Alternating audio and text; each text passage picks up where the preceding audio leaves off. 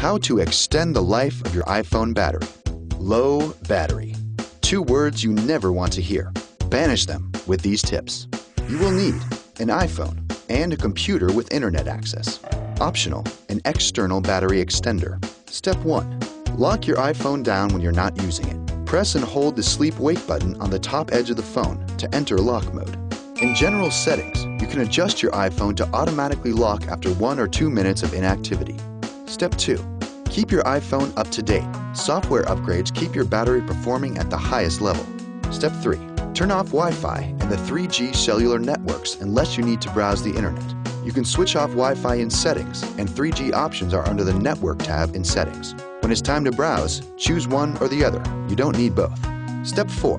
Limit interactive maps and GPS tracking. Turn off location services in general settings and use mapping applications only when needed. Also, limit 3D video game playing, which rapidly consumes battery power. In the game's option menus, turn off the vibrating feature. Step 5. Use airplane mode, found in general settings, when you're in an area with minimal cellular coverage. This turns off the automatic search for a connection, but allows you to use all non-wireless features. Step 6.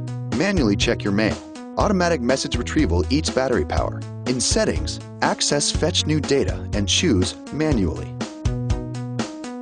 Also, turn off any unnecessary additional mail accounts. Step 7. Dim the brightness of your iPhone screen. In Settings, under Brightness, manually drag the slider to the left to dim the screen as much as your eyes desire. Heat is your battery's biggest enemy.